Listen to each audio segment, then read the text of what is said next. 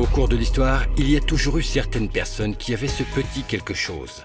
Elles avaient l'air plus vivantes ou elles étaient capables de modeler la réalité qui les entourait. Et je voulais comprendre pourquoi certaines personnes n'étaient pas seulement spéciales, mais pourquoi, d'une certaine façon, elles brisaient complètement les modèles de ce que les gens croient être possible pour la vie humaine. Et c'est pour ça que j'ai commencé à m'intéresser à l'occultisme. Une sorcière qui remue son chaudron pour un mauvais sort. Un magicien pratiquant la magie noire. Un médium organisant une séance de spiritisme. Qu'est-ce que toutes ces images ont en commun? Ce sont des stéréotypes auxquels beaucoup de gens pensent quand on prononce le mot occulte. Les sorcières étaient entourées de mythes, de peurs, de soupçons. Mais les pratiques occultistes, malgré leur mauvaise réputation liée à la magie noire, sont-elles vraiment maléfiques? En vérité, les rituels sont des outils. On peut les utiliser pour de bonnes comme pour de mauvaises raisons. Et si ces pratiques ne sont pas intrinsèquement maléfiques, comment en sont-elles venues à être associées à une telle disgrâce et à une telle désapprobation sociale? Et dans ce cas, quel est le véritable objectif de la magie occulte?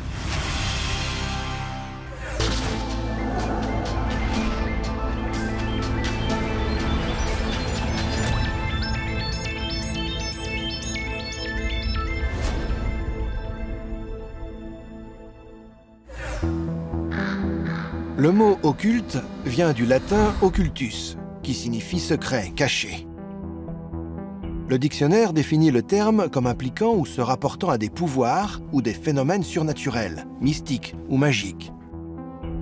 Historiquement, beaucoup de ces pratiques occultes ont été dissimulées ou pratiquées dans l'ombre de la société.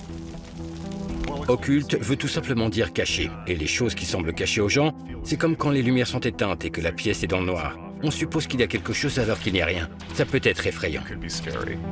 Beaucoup de pratiques occultes impliquent l'usage de la magie. Le mot magie, tel que le définit Wikipédia, désigne une pratique fondée sur la croyance en l'existence d'êtres, de pouvoirs et de forces surnaturelles permettant d'agir sur le monde matériel par le biais de rituels spécifiques. Pour moi, c'est ça la magie, la création de sortilèges ou n'importe quoi d'autre. C'est quelque chose qui provoque un changement dans la trajectoire naturelle de la vie. D'après moi, dans la nature, tout va en quelque sorte au plus simple. Ça s'écoule presque comme par gravité. Notre vie, si on n'y met pas un peu du sien, va juste prendre le chemin le plus facile. La magie, c'est de dire « je vais changer ça », qu'il s'agisse de ma perception ou du monde qui est en moi. À cause de ces croyances dans le domaine du surnaturel, le mot occultisme s'est chargé d'une connotation assez négative, puisque ces pratiques tendent à s'opposer à la vision du monde dominante, qui est enracinée dans la science. Dans les pratiques considérées comme étant occultes, on trouve la divination, l'alchimie, l'astrologie, les lectures médiumniques, la pratique de la magie, ainsi que certaines religions telles que la Wicca, la religion vaudou et le paganisme. Beaucoup de ces pratiques ont un regain d'intérêt dans nos sociétés modernes, dont l'art traditionnel nordique des sorts et des chants runiques. Kaedri Scholsen, spécialiste des runes, enseigne l'utilisation de ces incantations sacrées pour la révélation, la transformation et la guérison. La forme ancienne de la magie nordique s'appelle Galdr, et en résumé, cela signifie chanter les runes. Si elles étaient chantées, cela ferait...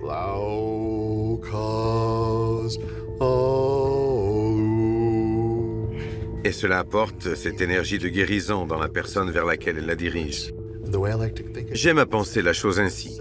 Il existe des connexions subtiles entre les strates subtiles de notre conscience et les strates subtiles de l'existence. Et vous n'avez pas besoin de la forme, du son ou du nom de cette chose pour y accéder.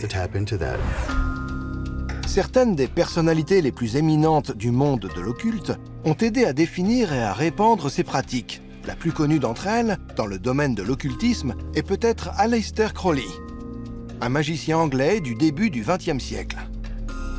Membre de la société secrète l'Ordre hermétique de l'Aube dorée, puis fondateur de la religion Thelema, Crowley a également écrit de nombreux livres, dont le Livre de la Loi. C'est à lui que l'on doit la réintroduction du K à la fin du mot magique, afin de différencier la prestidigitation de la véritable pratique de la magie. On connaît Crowley pour sa pratique de ce qu'il appelait la magie sexuelle, pour son expérimentation des drogues et des états altérés de réalité, et pour le sensationnalisme de ses pratiques, dans le but de manipuler la presse et de gagner en notoriété. Aleister Crowley était un personnage extraordinaire. C'était un grand artiste, et je crois qu'à bien des égards, c'était un grand intellectuel. De bien des façons, c'était vraiment un grand explorateur du royaume de l'occulte. Mais il n'a pas posé de garde-fou éthique, ni dans sa vie, ni dans ses œuvres, ou dans la vie de ses étudiants. Ça les aurait aidés à ne pas se laisser entraîner dans une sorte de narcissisme magique. C'est le genre de comportement qui représente un grand danger personnel, et un grand danger pour les gens qui vous entourent. Même s'il est possible que Crowley ait pu pratiquer la magie blanche comme la magie noire, la plupart des occultistes suggèrent que c'est une minorité et que la majorité des praticiens n'ont que des intentions positives dans leur pratique. En fait, de nombreuses disciplines, y compris la magie et la sorcellerie, ont des codes moraux à respecter quand vous faites de la magie blanche. La magie blanche, c'est une magie que l'on entreprend pour son évolution personnelle. C'est par exemple le yoga, la méditation, la quête spirituelle, la compréhension des techniques spirituelles. Quelque chose pour l'humanité en somme. Oui, quelque chose pour l'humanité. C'est l'élévation verticale de soi, jusqu'à devenir ce que l'on peut être. Ma définition de la magie noire, ça serait simplement d'entreprendre quelque chose dans un pur but de gain personnel ou matériel, sans aucun objectif spirituel. Ceux qui s'intéressent au côté obscur de la magie se brûlent les doigts. Tant que vous ne vous brûlez pas les doigts, vous ne comprenez pas à quel point il est important d'être rigoureux dans le respect des règles. En fait, il y a 3 règles. Fais ce que tu veux mais ne fais de mal à personne, n'interfère pas avec le libre arbitre de quelqu'un d'autre et tout ce que tu fais sera rendu au triple.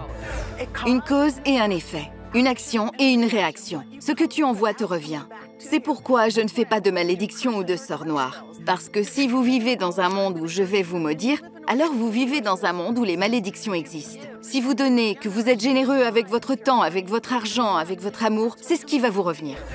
Si vos actions sont motivées par votre insécurité, votre peur et que vous pensez « je ne peux pas avoir ça à moins de manipuler les gens », alors vous n'aurez jamais ce pouvoir intrinsèque qui vous permet de vivre une vie vraiment pleine, heureuse et abondante. Si la plupart des pratiques occultes respectent ces codes moraux et que la plupart des praticiens utilisent la magie blanche, comment se fait-il que beaucoup de ces disciplines aient été diabolisées par la société? Le paganisme étant pré-chrétien, lorsque la foi chrétienne s'est imposée comme une mentalité religieuse dominante, alors ce qui l'a précédé devait nécessairement être mauvais et avili. Et donc le paganisme a été placé dans cette catégorie. Et nous avons le dieu Pain, le seigneur de la forêt, Pan. C'est un dieu à cornes, et c'est un hybride mi-homme, mi-animal. Et c'est davantage métaphorique que littéral. Mais l'image de Satan et de ses cornes vient de cette image du dieu cornu. Le stéréotype de la sorcière, c'est la sorcière de l'imagination populaire. En général, une femme qui fait partie d'une grande conspiration avec d'autres sorcières, qui adore le diable et renonce au christianisme. Une telle personne n'a jamais existé. Ce qui existait, c'était des chamans, des femmes pleines de sagesse et des voyants. Habituellement, les stéréotypes négatifs sur la sorcellerie viennent de l'ignorance et du manque d'information. Je pense donc que l'ère de l'information a été en fait très bénéfique à la communauté magique internationale. Si la magie authentique n'est pas intrinsèquement mauvaise ou maléfique, alors quel est le véritable objectif de son apprentissage? Le fait de vivre une vie magique est un acte perpétuel de transformation et d'évolution personnelle. Adopter la magie ou n'importe quelle autre voie spirituelle, ça vous transforme en la meilleure version de vous-même. Ça vous permet de trouver votre but dans la vie. C'est ce qui manque cruellement aux gens de nos jours. Ils ont tous ces objets et puis tous ces médias. Mais ils ne savent pas qui ils sont, ni ce pourquoi leur vie est faite. Et la magie dévoile cela pour nous. Une fois que nous avons ça, alors on suit le courant de l'univers. Et les portes s'ouvrent pour nous. Si l'on est attiré par l'art de la magie, faut-il déjà posséder des dons magiques pour apprendre une pratique?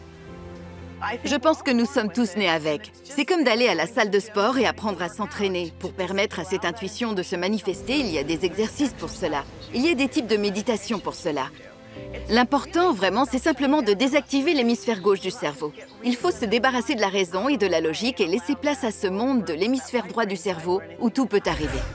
Nous avons toujours tendance à dire « ça, c'est la magie ». La magie, ce sont les runes. La magie, ce sont les cartes. La magie, c'est le I Ching. C'est nous, la magie. Je crois que tout le monde possède des dons divins. La question, c'est de savoir si on veut les utiliser ou non.